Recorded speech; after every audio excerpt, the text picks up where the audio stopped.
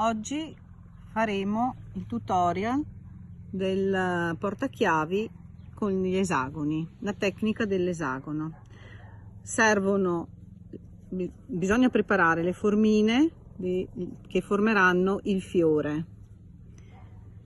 Taglieremo le stoffe per i petali,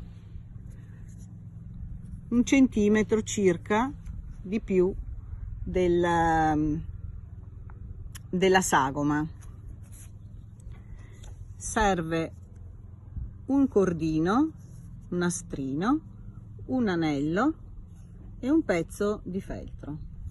Volendo si può mettere a abbellirla anche con dei cuoricini, dei fiorellini, qualsiasi altra cosa, poi vedremo come metterlo.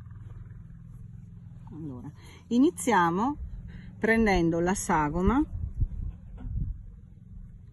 la puntiamo sulla stoffa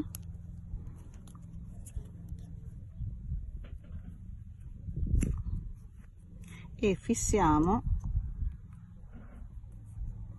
con ago e filo gli angoli del tessuto senza prendere il cartoncino o la carta che c'è sotto di la sagoma. Ora che gli esagoni sono pronti, cominciamo ad assemblarli per formare il fiorellino. Partiamo dal centro, mettiamo dritto contro dritto e con dei piccoli punti uniamo i 2 petali.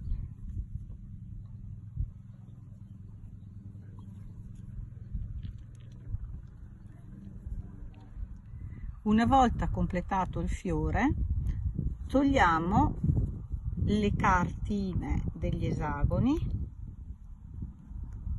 sfilandole senza togliere l'imbastitura.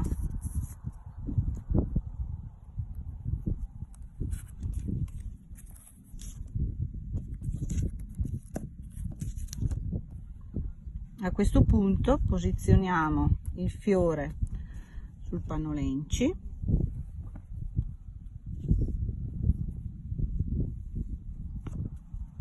fissiamo la cordina con l'anello,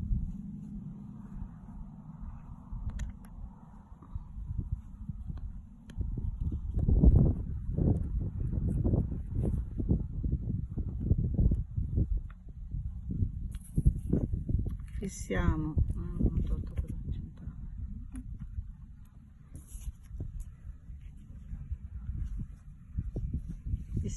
bene il fiore e con un filo contrastante facciamo tutto attorno un punto filza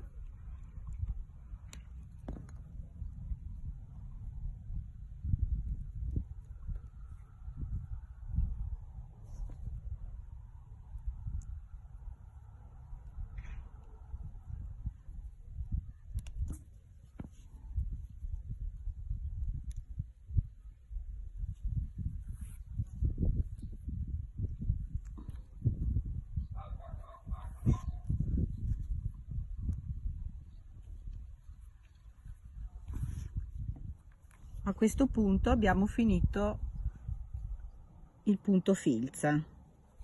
Bisogna passare il ferro da stiro, dare una stiratina e l'ultimo passaggio è quello di tagliare il panno qualche millimetro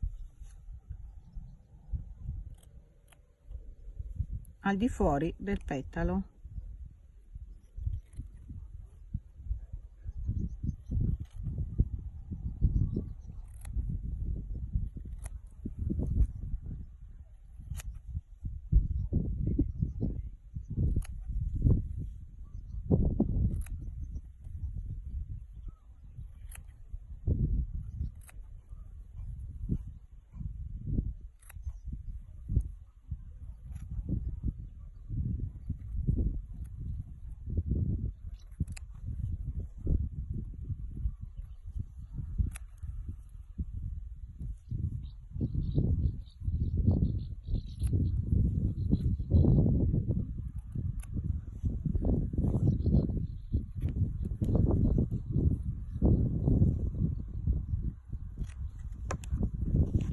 portachiavi è finito.